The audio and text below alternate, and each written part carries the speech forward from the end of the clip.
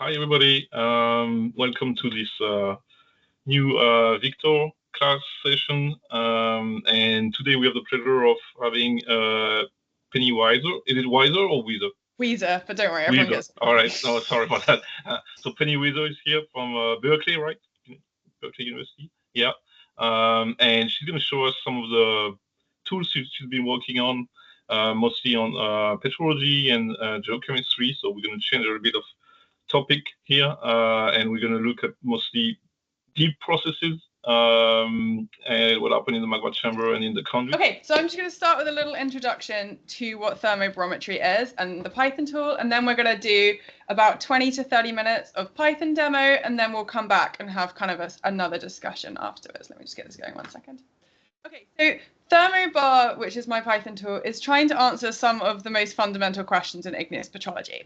And that's things like how hot the magmatic system is. When you see an erupted lava, you might want to know how hot that lava is if you're modeling lava viscosity, or you might want to know how hot the magma chamber it came from is. That's very important if any of you ever want to do like diffusion chronometry, which is getting timescales out of erupted crystals, because the rate of diffusion is incredibly temperature sensitive. So constraining your temperature accurately is probably the most important thing you can do to get an accurate timescale. You might also want to know how deep your magmatic system is. So you might want to know, is it 3 kilometers deep or 20 kilometers deep? That would be important for interpreting signals of unrest. But also, say you want to put a monitoring network around your volcano, you're going to need to have a good estimate of approximately where the magma is, so you can plan how far out your stations are going to need to be. We might also want to know how wet the magmatic system is. So we might see some very explosive behavior. We might want to know, is that attributable to different water contents, or is something else, like maybe ascent rate, causing that explosivity? And more, we can even start to extract melt composition from erupted crystals. So there's been a series of recent papers showing that from amphibole compositions, you can get the silica content of the melt, which can again tell you about the composition deep in your system, where you may only get a few melt compositions erupting, but you know there's many, many more at depth that you can sample with these minerals. How does it work? So mineral thermobarometry has a basis in thermodynamics, but in reality, a lot of the equations are empirical. So if you want to get pressure, you need to find a barometer, and you're basically looking for a chemical reaction that has a large change in volume. If it has a large change in volume, it's going to be sensitive to pressure. Similarly, if you want temperature, you're looking for a chemical reaction with a large change in entropy. In reality, most chemical reactions in magmatic systems have a change in both entropy and volume. So that means they act to an extent as both pressure and temperature proxies. That can be beneficial, but it also means you're basically iteratively solving equations, which can cause some problems. So just as an example, if we think about the mineral clinopyroxene, which is shown here on the right-hand side, we know that there's this reaction between the silica, the sodium, and the aluminum content of the liquid that forms this component of the pyroxene called jadeite. This reaction has been shown to be pretty pressure sensitive. So what you then do is you basically take the chemical reaction you're expecting, and in this case, you could basically rearrange the equation for the Gibbs free energy. And if you just believed it followed pure thermodynamics with no noise, you would end up with an equation like this, and then you're basically trying to find the values for these parameters. You could constrain them thermodynamically, but in reality, we don't know those. So what we end up doing is you end up making an empirical regression. So you can see here that this equation for pressure, based on the jadeite components, this is the exchange of the jadeite component between the clinopyroxene and the liquid, basically has this constant, which corresponds to this thermodynamic term, this constant, which corresponds to this thermodynamic term, and this constant times by temperature, which corresponds to this thermodynamic term. In reality, what you find is that if you just use that thermodynamic form and you fit experimental data, so say now you have 100 experiments where you know the pressure, you know the temperature, and you can measure the jadeite content in both the liquid and the CPX, you'll find there isn't a very good fit between the real pressure and your calculated pressure. And that necessitates the addition of empirical terms. So this was regressed by Keith Paterka, and you can see that he found a much better fit between pressure and true pressure if he added a term for the calcium content of the liquid, the magnesium number of the liquid, and a term for calcium in the liquid times silica in the liquid. What you'll also notice, which is what I was saying in that reactions are both sensitive to volume and temperature, is that unfortunately this pressure term has a temperature term here. In reality, when you pick up a rock and it has a clinopyroxene in it, you don't know either pressure or temperature. So you'd need to write an equivalent equation for temperature. And when you get the thermodynamic form for the temperature equation, you'll notice it also has a pressure term. So you can see in a system where you don't know either term, you would end up co-solving these two equations and iteratively solving for P and for T. And it's the addition of these empirical terms that results in there being so many different equations. Like, I wish I could tell you there was just one equation for calculating pressure and temperature from clinopyroxene liquid. There are probably 30 that are widely used. And that's because every single person that regresses them uses a slightly different experimental data set to calibrate those coefficients. And they find that different empirical terms do a better fit. So there's lots and lots of models out there. And that's kind of what we're going to be looking at today, is some of that diversity of models. Okay, so in the past, before Thermobar existed, if you wanted to calculate pressure and temperature from mineral and melt compositions, you would download like this Excel spreadsheet from Keith Paterka. So you can see what you'd have to do is you would have to paste in your liquid compositions from, say, your electron microprobe or XRF into these columns. You would then have to paste in your clinopyroxene compositions into the clinopyroxene columns. And then you would scroll along the spreadsheet and you would see the temperatures and the pressures that have been calculated using different equations. So Keith did a fabulous job of this. He put all of his equations and some of the more popular ones in. But what you would also find is that some authors have released their own models. So for example, Ridolfi released a lot of models for Amphibole, and he has his own Excel spreadsheet, which you would then have to download and paste your compositions in if you wanted to compare them to Keith's spreadsheets. And then you would just scroll along and get temperature and pressure. Some of the tools, so more recently, machine learning has started to be applied to this problem. So Maurizio Petrelli released the first machine learning method to calculate pressure and temperature from clinopyroxenes. He would require you to download his Python scripts. And you can see here, his liquids have to be in columns in Excel between B and M, and the CPX is between O and X. So hopefully you can see that in the past, this required quite a lot of data rejigging and just like pasting data into different places, which is kind of a pain and what we want to avoid.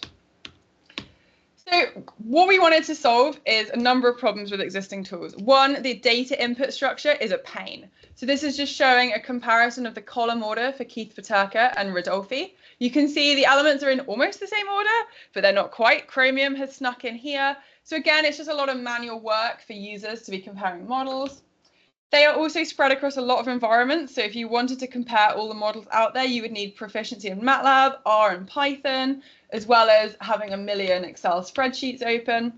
And also there's no advanced functionality. So there's been a lot of work in recent years to try and improve thermobarimetry. One of those is, for example, at a given volcano, you might have a clinopyroxene erupted, or like 10 different populations of clinopyroxenes, but only one erupted liquid. And for these equations to work, you have to assume that the clinopyroxene and the liquid are in equilibrium. People have solved this in a variety of ways. They have basically said, let's give all of the liquids that have ever erupted at my volcanic system and assume they are what grew the CPX. And then you're looking for every possible match between liquid and CPX. You can see you quickly would end up with millions of possible matches. People have done this in the past. There is some R code that was not widely released. Or people have done this in Excel. So I know of a group where they gave each of their grad students one CPX and their job was to find which liquids it corresponds to, which is not a very efficient way of doing this. So this is one of the things we wanted to build into Thermobar. We also wanted to build in iterative calculations that weren't possible before. So if we take plagioclase, for example, plagioclase is sensitive to both temperature and water content. So if you want to solve for temperature from a plagioclase liquid pair, you need a good estimate of water. Again, in reality, you're not going to know either of those parameters probably in your system. But the problem is the people that made the temperature calculations are not the people that made the water calculation. So right now, this would involve getting 2 Excel sheets to iterative between each other, whereas we just wanted to put everything in one place. And then the final thing we wanted to build in is the ability to propagate uncertainty. And that's something I've got a few slides to talk about after we've done the demo, the importance of that. Okay, so how is Thermobar different? It's open source, it's in Python. I coded up more than 100 of the most popular thermobarometers, hygrometers, and chemometers, and we're adding them all the time. So if there's one which you love and you don't have, let me know and I'll add it for you. And while the code is possibly a little bit overwhelming if you don't know Python, this is, for example, some of the code to calculate amphibole pressures and temperatures. It's packaged entirely for beginners, so you never have to interact with the source code. You would just call the code as calculate amphibole only pressure and give it the key arguments, and then you don't ever have to interact with the source code. So how does it work? It requires minimal formatting of user inputted data. So you basically give it an Excel sheet. The column order does not matter. So unlike the previous tools, it doesn't matter if silica's in the first column or the last column. It is looking for columns based on their names. So the way it knows what phase you have is you give it this little phase identifier. So you give it the silica content underscore liquid. That's telling you it's the liquid phase. And here you're giving it the silica content of the plagioclase, say. And then you can have any other columns that you might want for plotting later on. Okay, so the first step, if you're using Thermobar, is to format your data as a spreadsheet and include these column identifiers so that we know what phase you're giving us. You then have to pip install Thermobar, and we'll do this on the Vixer server in a minute. So that just gets all of the code and all of the functions onto your computer. You then import Thermobar into the script, and we're going to import it as PT. So that means we're going to call any Thermobar functions as PT dot. And then you specify your import file. So you can see here, I'm using the Thermobar import function. This is going to do things like check your column headings are right. What you'll find often if you take like a Journal of Petrology supplement is they have spaces in their column headings. So this is just going to clear up all of those column headings so that they're in the format we're expecting. So you're just going to specify your file name and your sheet. What this returns is it returns a dictionary, which is basically a sequence of pandas data frames. So out contains a number of these data frames, which you're going to access with this square brackets. So you're going to get the liquids that you imported out using the name of the dictionary and then the square parentheses and the name of the data frame, which in this case is licks. And then you would do the same if you'd imported plagioclases. You're also going to get plagios out. So this separates the phases out, which makes it easier to do some later things with them. Just as an example, let's say you wanted to calculate feldspar temperatures. So what you would do is you would need to give the function your liquid compositions. And just to remind ourselves, we called them my licks and my liquids and my plagias. So give it the liquid compositions. You have to give it the plagioclase compositions that you imported as well. You have to specify whose equation you want to use to calculate temperature. So in this case, we're going to use the equation of Keith Paterka from 2008, and that's his equation 23. And then some of these models, you may need to specify pressure. So here you're specifying the pressure is 5 kilobars. What we found with Plage is that plagioclase barometry is so bad, it does not justify iterating. So you're better just to guess the pressure, unfortunately. And then it would return a pandas series of temperatures in Kelvin. You can also get a few more outputs if you want. So we've just taken the same code and we've added this argument equilibrium test equals true. And what this is now going to give you is it's going to give you your temperature in Kelvin.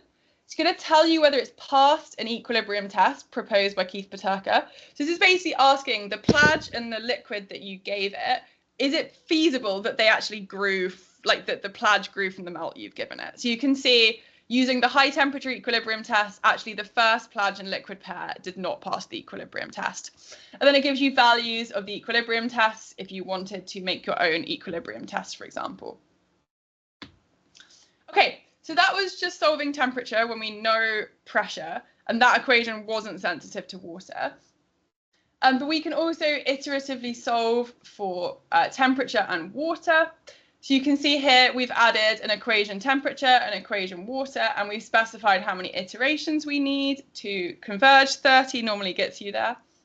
And in this case, it would tell you the temperature that you've calculated, it would tell you the water that you've calculated, and it would tell you the change in temperature between this iteration and the previous iteration, just so that you can judge that it's sufficiently converged. A reviewer asked for this. We didn't think it was necessary, but they insisted on this. So there you go. So what else can it do? I'm going to show you a few examples. I obviously can't show you all the examples in the amount of time we have today. So we have a YouTube channel and it has a number of different videos that you can scroll through and have a look at how to do different things. So if I'm not answering what you want to do today, please check out our YouTube channel. And there's also an extensive Read the Docs page. So you can go and find example Jupyter notebooks. A lot of these correspond to the YouTube videos. So you can watch the YouTube videos and follow along with the worked example. So for example, this example would show you how to make a pyroxene classification diagram, which is something we're going to do in the demo in a minute. And you'll be able to get a nice diagram of your pyroxene contents in a classic like petrological sense of plotting. Okay, so let's move to opening up Victor. If you go into the spring 2025 folder that we put all the documents for you, you will see a new folder called week 9. It's in the shared folder, right? And then there's 2 files in there. I can see right now there's an Excel spreadsheet, and then there is a Jupyter notebook. So you're going to do the same as you always do. You copy the 2 files into your home directory in order to be able to edit them. And then we can start from there. The first file we want to use, so we want to open the Jupyter notebooks. Yeah, so there's a Jupyter notebook and an Excel file. Just make sure they're in the same place. You can see everyone, you can probably see my screen on my Victor. I've just got them in a folder. So is it maybe useful to create a new folder in our own directory and then put these 2 files in a new folder? Probably. Yeah. It is going to create some new files, I guess. Yeah, we'll make a PNG and we'll make a Excel spreadsheet as well. So there's a question, could you use individual output files for liquid and solid composition, say from alpha melts? Yes, so you could load in different files. In terms of coupling with melts, you could use like the TBL files, as I'm assuming what you're having as output. What I would encourage is we've actually put alpha melts into Python. And if you want to look more into that, there's a Python package called Pet Thermo Tools, which was developed by Matt Gleason, Paula Antoshkina, and myself. And that couples directly with Thermobar. So you can basically run a melts calculation and then straight away in Thermobar, like plot the pyroxene compositions and calculate the viscosity. So with a bit of tweaking, you could make it so the old TBL files read in, but we're kind of persuading people to move over to melts for Python anyway. The main advantage of that is many of you have probably had melts crash on you in your life. That's a kind of fundamental fun of running melts. We found ways to run melts in parallel. So basically what you'll find now is if you run like 10 melts calculations and it fails on calculation 3, it'll kill everything. Whereas the way by splitting it into parallel, it only kills the one sub process. You don't lose all your progress. So that's a kind of major advantage of having it in Python. Does anyone else? Oh, sorry, Annette. Go. Yeah, and I wanted to say that we have alpha melt on Victor too. So if people want to try that coupling, we can help guide you at least get started, or Paula and Penny, and that can help you out too. Does anyone need a few more minutes to get their files, or is everyone happy? If you just type in the chat if you need a few more minutes. I don't want people to get left behind if they haven't got the files open.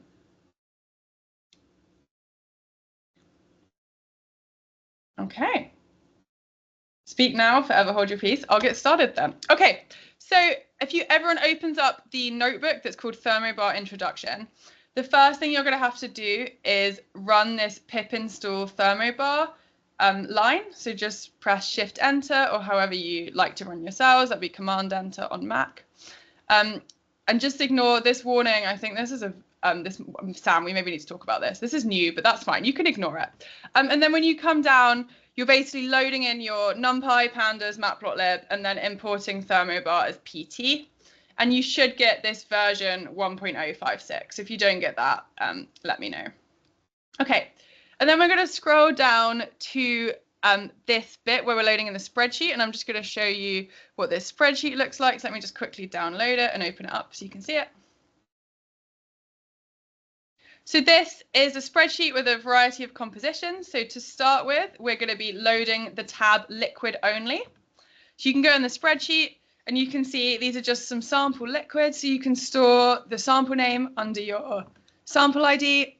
And then we've got columns for all of the major oxides with liquid after them. And then you can add, any other columns you want, like maybe the latitude that your sample was collected.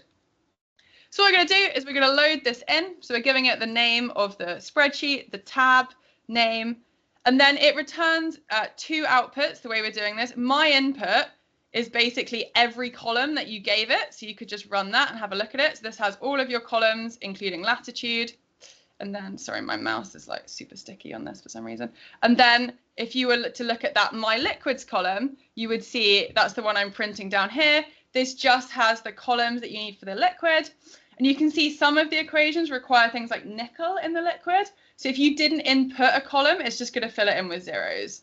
So that means that the functions are getting all the columns that they require. So while you can use your own, you could like give it a pandas data frame. I would advise that you don't, because we've purposely built in a load of checks to make sure that you're not going to like give it things that don't work. So one thing, for example, is most equations use FEO total. So if you were to load in your own data frame with FEO and FE203, it's not actually going to work very well in the equations.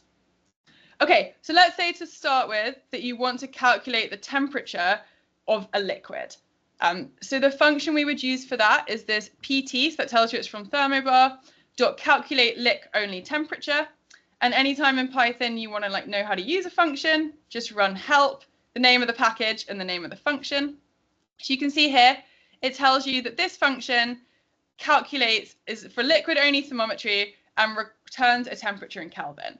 It tells you need to give it liquid compositions, you need to give it an equation for temperature, and then this is the list of all of the different equations that you can use here. So we're going to be using this equation from Tom Shea. This is a new thermometer that was put together for Hawaiian magmas. Some of your thermometers will require a pressure. Some of them are pressure sensitive, some of them aren't. And some of them will require a water content as well. And if you need those arguments and you don't give them, it's going to give you a warning. So I can demonstrate that in a second, but let's just run an example. So what we're doing here is we're calculating temperatures using the Shea equation. So we're giving it our liquids and we're giving it our equation, and we're going to subtract minus 273.15 to convert it into Celsius. We're going to run that. And now what I want you to do is I want you to choose a different equation and change this equation T. So you can see all of your possible equations are up here. And then I want you to type in the chat what equation you used and what the first temperature that you got was. So for example, I'm going to try and run this with equation 13 from Keith Paterka. And you can see what happens here is it's told you that equation 16 requires a P. So I'm going to be like, okay, I'm going to say my pressure is 5 kilobars, and then I'm going to get temperatures out. So have a go, choose an equation. If you require additional inputs, it's going to tell you that.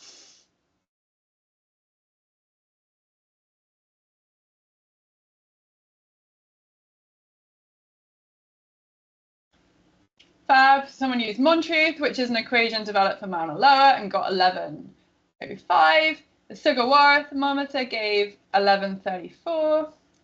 So in general, what we're seeing is that these equations are coming out between about 1150 and 1080-ish. So that's not that big a range considering the temperature range we encounter in magmatic systems.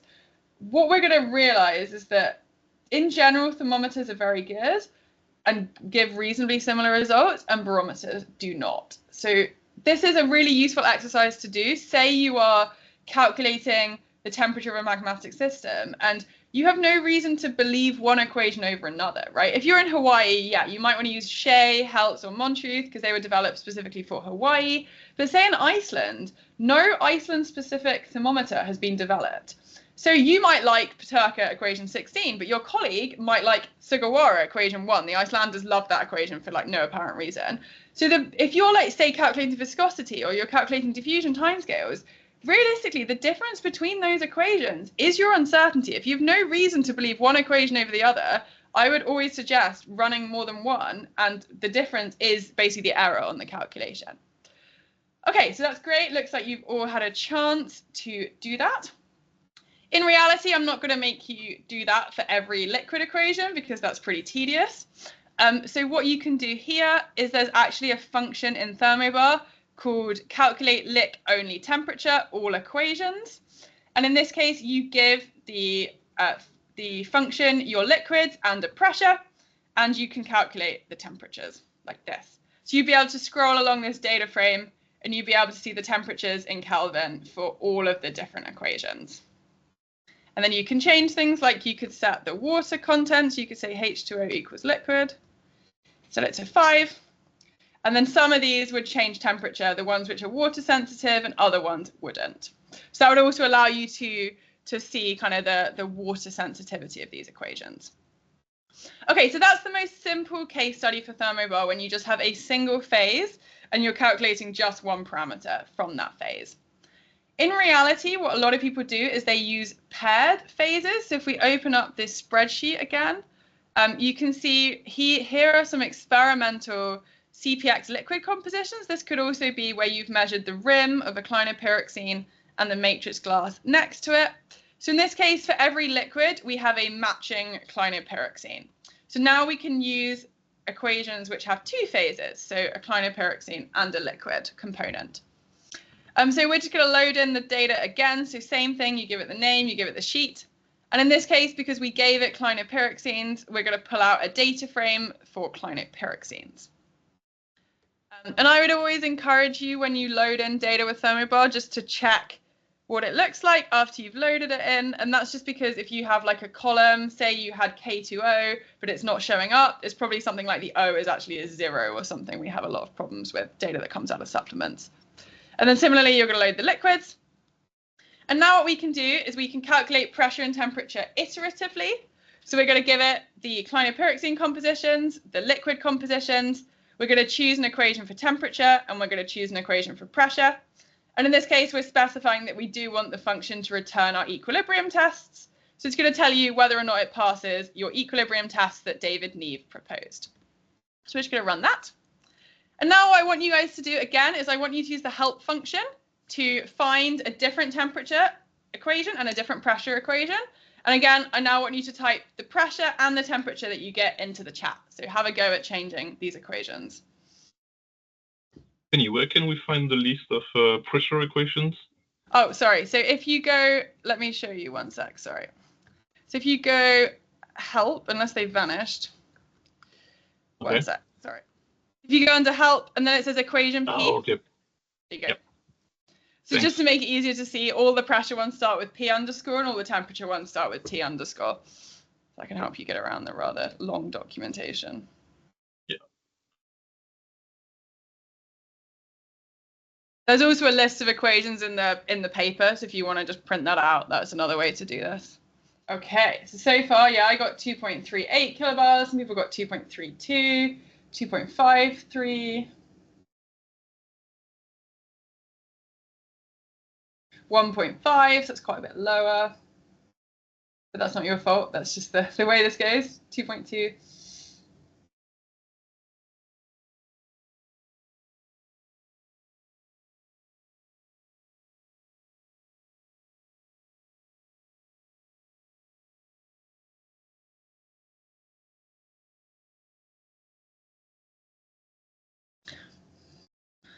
Okay, so while pressure is a great parameter if you're a petrologist, when you're talking to your geophysics colleagues, they want depth, because that's what they want to compare your magma storage depth to.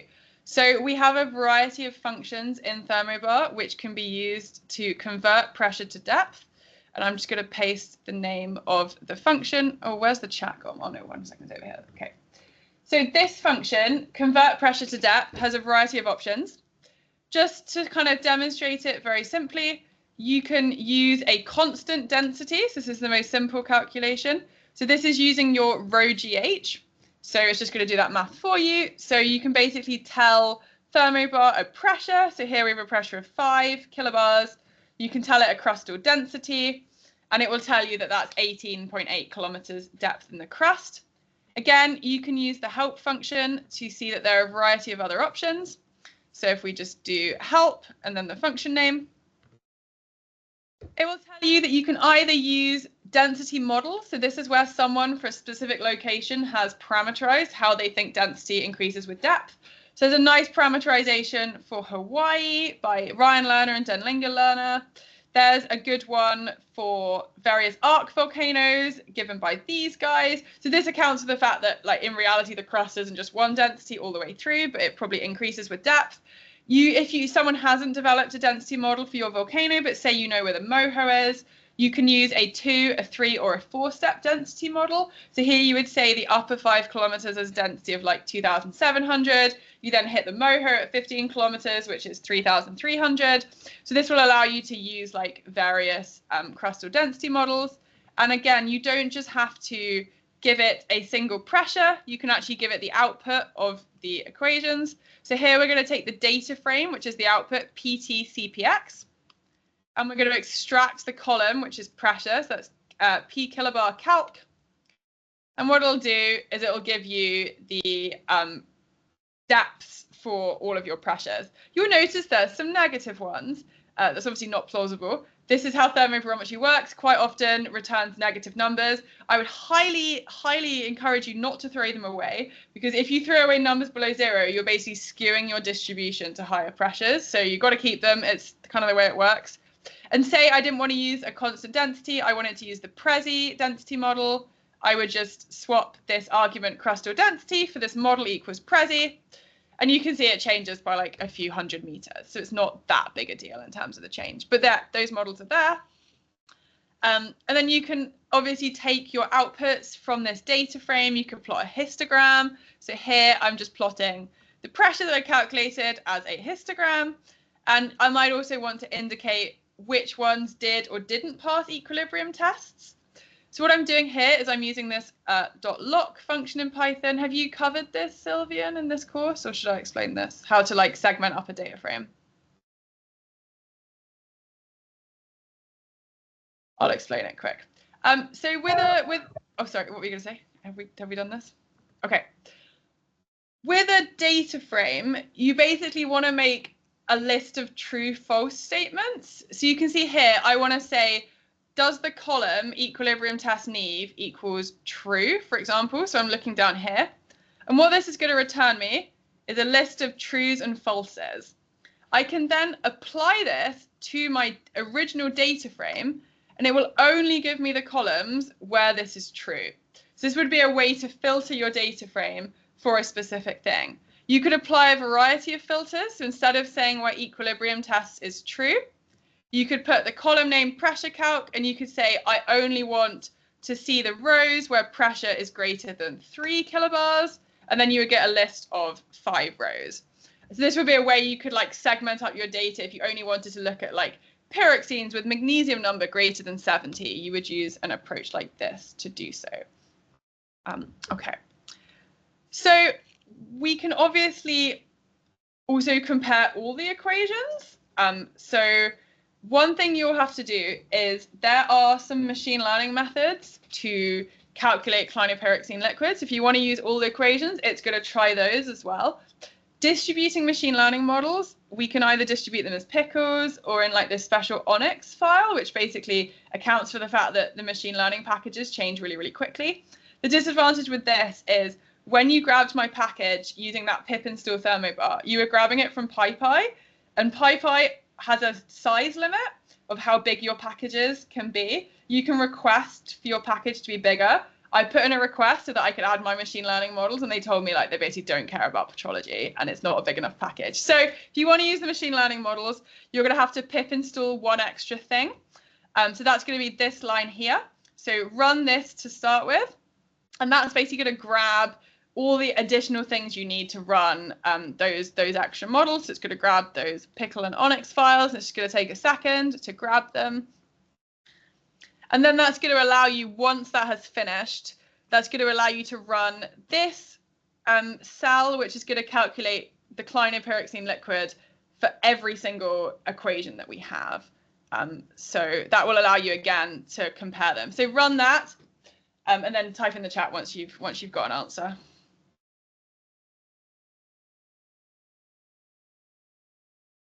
Oh, and we get an error that I need extra. Oh, okay. So this is the fun of using machine learning things. So basically, these packages update incredibly quickly, and this is obviously a new version has come along, and I need to fix this. So that is wonderful news for the morning. I will sort that out. So basically, yeah, these machine learning models, what I have to do is every year, basically, I have to recalibrate them so that they work with the latest version of SciPy, which is a bit of a pain. They've basically changed this extra tree regressor, which is what the model used, so it no longer has this attribute. But hopefully, yeah, okay, that's not going to work. Vic says I didn't set the dependencies correctly. Okay, that's fine. We can move on. So we're just going to do one more thing. So once I fix that, you should be able to run that, no problem. We're going to calculate the ternary coordinates. This is when you want to plot one of those pretty pyroxene quadrilaterals. So this function, pt turn points px, you simply load in your clinopyroxene compositions, and it basically calculates the coordinates that those pyroxenes would have on that ternary diagram. So you should be able to run that. And then what we need to do is we need to build up our ternary diagram to look like how we want it to look like. So this is using this function, plot pyroxene classification diagram. And the main thing you can specify to start with is your figure size. So if you were to run this, you would get this. And if you wanted to make it half the size, you could just change these numbers and you get a little tiny one. You can add other things, like you might not know, or your readers might not know, or your editor might want you to add the labels of what phases these are. So we can add additional parameters. So here we're saying labels is true. We're saying that we want our labels to be a font size of 12, and we want to have these like big outside labels as a font size of 20. So you can run that. You might also want grids. Say you love grids. You could add a grid onto this. So we're just various customizable options for your plot. And then what you're going to do is you're going to set up your pyroxene plot, and then you're going to add the ternary compositions that you specified using this TX scatter plot. So that's basically going to take whatever diagram you want, and it's going to plot your pyroxenes onto this. You might not know what the name of this little corner is, and I'm not sure at 6 in the morning I can remember either, so that would be diopside, but you could add the labels equals true if you wanted to see what that looks like. So we'll just add that as a parameter. And now you have your data and you have the labels. So there are various plots you can make. You can make feldspar plots, basically any of the petrological plotting things, which are kind of a pain to do in Excel because Excel doesn't really understand ternary diagrams. You can do here. So any questions with that? Otherwise, I've got about 10 minutes more of kind of like theory we can talk about if anyone has any questions. So we've had a bit of a play. I want to encourage you all, although I made this tool, to think very critically about thermobarometry. I'm actually not the biggest thermobarometry fan, and I'm going to talk a little bit about why. So we wrote this review paper in the Treatise of Geochemistry about the various methods to determine pressure, temperature, and composition. This paper is behind the biggest paywall that man has ever seen. So if any of you want a copy, please feel free to email me. But what this basically does is it goes through every model that we have and basically assesses it using new experimental data. So in terms of thermobarometry, what you really need to think about is what the errors of the method are relative to the problem that you want to solve. So here we're showing the crustal thickness in different areas of the world. So you can see below a mid-oceanic ridge, your crustal thickness peaks at about 7 kilometers. Beneath an ocean island, that would be like Hawaii, the Canaries, Azores, Galapagos. You can see your crustal thickness is a little bit deeper, so maybe from like 13 to 30 kilometers. And that's because you've basically taken the oceanic crust and chucked a big volcano on top of it. And then as you get into a volcanic arc, your crustal thickness can extend down to about 70 kilometers. So if you're in an oceanic ridge and you want to know where in the crust you're stored, whether you're in the upper, the middle, or the lower crust, you need pretty high precision. You need a precision of way more than a kilobar to get that answer. Somewhere like Hawaii, realistically, we know the magma chambers are really, really shallow. They're in kind of the upper 5 kilometers of the crust. So again, you're going to need a method with a precision of way better than a kilobar to say anything meaningful. So say in Hawaii, we know at Kilauea, there are 2 reservoirs, the Halemaumau Reservoir at 1 to 2 kilometers depth, and the Scalpel Caldera at 3 to 5 kilometers depth. To tell those apart, realistically, you need a precision of about 0.2 kilobars. And then in arcs, even if you have a pretty big error, like say you have a kilobar error, you can still say, like, you know, approximately whether you're in the upper, the middle, or the lower crust. So this method, like, you need a more sensitive method the thinner your crust is, effectively. So what are the errors? Okay, so if you look at the CPX liquid equation from the Paterka 2003 paper, they state that the error on the calibration data is 1.7 kilobars. And this is the number that is very often quoted when people use this equation. So where this number comes from is they took experimental data, and you can see that is these dots. So each one of these dots is an experiment conducted at a specific pressure. And then they use their equation to calculate the pressure, and they get this regression line, and the standard error is 1.7 kilobars. But there's a couple of things that's really important to realize. Firstly, this is the data used to calibrate the equation. If you had added lots of coefficients or specifically applied machine learning to this, you could get an almost perfect fit to the calibration data. This is not indicative of the error that you will get when you apply this to your natural samples. A couple of other things. This is calculated where you know the temperature. So this is the experimental temperature is known, and that's been put into the equation. In reality, you're not going to know either temperature or pressure, so that's going to add some uncertainty. You'll also notice almost all of the pressures in the experiment are above 10 kilobars. Does anyone know approximately how deep in the crust 10 kilobars is? Just if you just had to guess, anyone type in a crustal thickness approximately.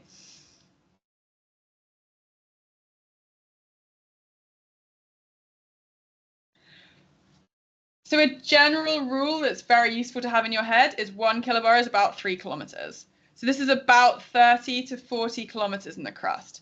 So what you'll see is this equation was actually calibrated with very, very little data at crustal conditions. So yes, it's going to tell you if your mantle xenolith came from 100 kilometers below South Africa or not, but it actually, the precision is way, way, way worse at these lower pressures. So this is what that error would look like compared to these crustal thicknesses. So you can see already in a mid-oceanic ridge, even with this error that's way too optimistic, you can't say anything. All you can say is this is in the crust. For OIB, you might be able to say it's in the upper versus the lower crust, but it's not going to tell you whether it's in the top chamber or the bottom chamber. And for an arc, it's going to be okay. If we actually look at the test data, so whenever you're testing a thermobarometer, you should grab data that was not used to calibrate it. So this is experimental data, not involved in the calibration of those coefficients. And you can see right away that the error using this test data is 4.2 kilobars. So approximately how deep in the crust is, what span depth are we talking if we're talking 4 kilobars?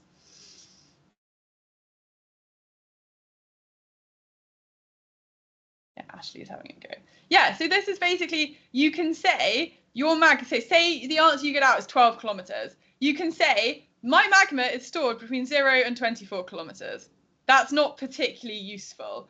So this is a real problem that we need to resolve. And that's kind of what this, a 3 kilobar error, which some of these end up with, looks like on this diagram. So you've got to be careful using these methods to understand what the limitations are. So something I did is I was doing a postdoc looking at the cascades, and what I had been tasked to do by my postdoc advisor was to put together a list of where magma is stored at every cascade volcano. This is actually why I started writing Thermobar, is because I had never done this kind of thermobarometry before. I said, well, people are using lots of different equations, so I don't know which one to choose, and they give quite different answers. So I kind of did a literature review, and I worked out that more than 15 different equations had been used in the last 10 years to calculate pressures in volcanic arcs. And I wanted to know, like, why people are using them, which ones are best. So you can see this Geiger paper, they say they used the equation we talked about before because it has the smallest error of 1.7 kilobar, which we now know is just the test data set, so it's not a particularly good comparison. Other people think they like this equation because its quoted standard error is superior to the previous one we showed, even though, again, all of these errors are being quoted on different data sets. Some of them are test data sets, some of them are training data sets. So what we decided to do is basically compile a new test data set for volcanic arcs. So I went through the literature and I basically found all of the experiments which hadn't been used to calibrate these thermobarometers.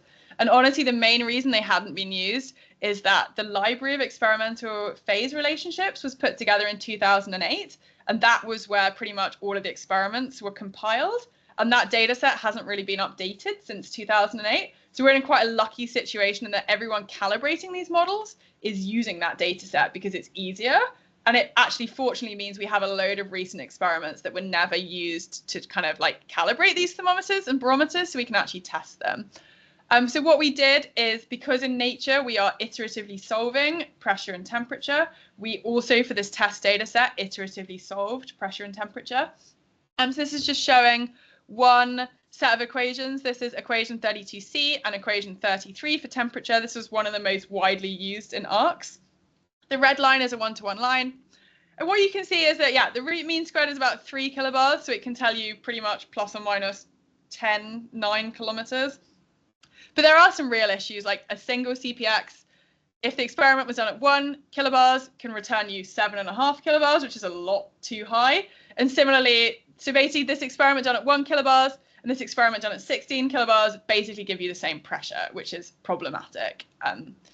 The best equation we found was this machine learning one, which I now need to fix in Thermobar. So that ended up with a root mean squared of about 2 kilobars, so plus or minus. So this basically, you can constrain yourself to within 15 kilometers, which is of some use in ARCs. It's not going to really help you in an OIB or a MORB. Yeah, basically, I think CPX barometry has got us to the point where it can confine us to a region of about 15 kilometers, and that's kind of a best case scenario. Temperatures are generally very good in contrast. So these methods struggle with pressure because these reactions just fundamentally aren't that sensitive to pressure. This is showing the temperature of all the liquids from my experimental database versus this thermometer from Keith Paterka. Weirdly, this is an olivine thermometer. And actually, it does remarkably well down to low temperatures, which was a huge surprise. People also calculate temperatures using, for example, the liquidus calculated in P melts. That, again, is pretty good. So here we have a root mean squared error of about 30 Celsius. Here's about 60 Celsius, but there's a consistent offset. We know that melts generally overestimate temperatures. So temperature's very good, pressure's bad is kind of what you should take home from this. One more thing you should just very quickly be aware of is the problem with uncertainty. So this was a paper that came out in Nature Geoscience a couple of years ago now. This is looking at the moon and where magma is stored on the moon. And this is their pressure temperature plot that they got from clinopyroxene liquid thermometry. So you can see they have pressures spanning from 2 to 13 kilobars. Because gravity is so weak on the moon, that basically results in magma storage between 0 and 300 kilometers. So they put together this lovely model of lots of different magma storage regions, like our classic mushiness. I've played a lot with errors, and whenever I see arrays like this, I get very nervous because this is what it looks like when you propagate uncertainty through these coupled equations. So what I did is I requested the errors on their sodium content in their clinopyroxenes. Clinopyroxene sodium is the main thing that's being used to calculate jadeite. And you can see that their analytical errors are actually up to 100% on this measurement. And that's just because sodium is in such low concentrations on the moon. So you can then, using Thermobar, propagate this uncertainty in each element into a pressure and temperature. So this is basically their data. This is what a 1 sigma ellipse for their data looks like. So that is the 1 sigma variation of the data. And if I overlay the 1 sigma variation from my Monte Carlo simulations for a single sample, that is what it looks like. So basically, all of the range in pressures that they see is attributable to the fact that they have 100% error on some of their microprobe measurements. And actually, we did this Monte Carlo for one of these ones in here, so a best case scenario. So I would say, whenever you see one of these correlated PT arrays in the literature, be skeptical, because every time I've tested these, it has come out to simply be the result of the propagation of uncertainty through the fact. Like, you like to think, oh, this makes sense. Temperature increases as we go deeper in the crust, and it does. But also, this is just what comes out of the iterative solving of two equations when you add scatter using Monte Carlo methods. So yeah, Thermobar is useful, but be skeptical of thermobarometry results is what I want you to take home from this. Yeah, and with that, I can take any quick questions. Thank you. Super interesting. Is there a way to get better in the pressure estimation? I mean, do you know any solution to actually, get rid of that huge uncertainty we have on the pressure? Yeah, there's a couple of ways forward. The first is so a lot of these experimental charges were also analyzed with methods that resulted in high sodium errors, and that just hadn't been appreciated until I looked into this. And that's because as a microprobe community, we use secondary standards which have very high concentrations of sodium, like 1 weight percent. And then people look at the precision on that and they say, oh, the precision on my measurement is 5%. When you actually look at the lower concentrations, it's like 20 to 30. So one approach would be to remeasure every equation and recalibrate everything with better data. That's obviously a huge task. I was also involved in a paper that's in review right now using melts to like fundamentally look at the efficiency of these reactions. And unfortunately, it's always going to be like the change in energy from these reactions while pressure affects it. It's always going to be overwhelmed by temperature and chemistry changes in the melt as well. So while we could probably get twice as good as we are right now, I don't think we're ever going to see a world where CPX gives us better than a kilobar, just because fundamentally, like, that reaction also cares about temperature, water content, and melt composition. What my group have been doing is we're using different methods. We've been pioneering a method using fluid inclusions, which are basically pockets of fluid trapped in crystals. That works extraordinarily well for MORBs and OIBs, where your system is CO2 rich. We can get precision of like 0.1 kilobar easily. It will not work in ARCs because our assumption is that it's a pure CO2 system.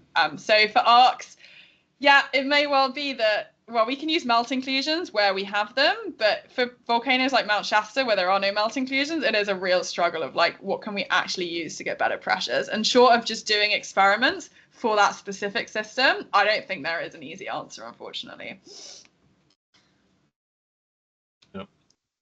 It's a shame because it would be lovely if we could get pressures from CPXs, but the thermodynamics is not in our favor, unfortunately. Yeah, and there are actually many magmas that, you know, don't have any olivines or cannot be suitable for melt inclusions, right? So, I mean... Well, I think we, as a community, have largely neglected CPX and plage melt inclusions. I think we can do more, but the problem is we need magmas that have been rapidly cooled. And somewhere like Shasta, there's no tephra, so you're not going to find any rapidly cooled magmas.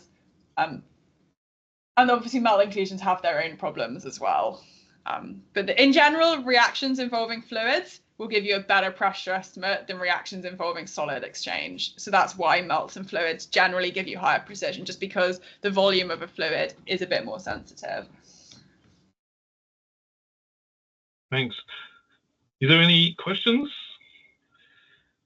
Okay, actually, I have tried to use Thermobar before, but was unable to access the code. I was probably just not looking in the correct place for it. So this session has been really insightful. Cool. And if anyone wants any help, please just message me. Like, if you want to run Thermobar and you can't get it working, just send me an email and I'll help you out.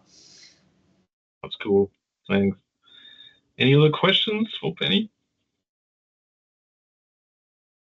Or comments?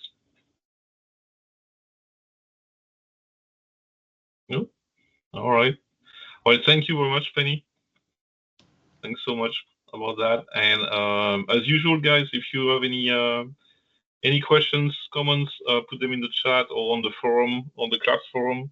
And if it's a specific question to Penny, you can either email her directly or put it on the forum, and then I can forward it to her.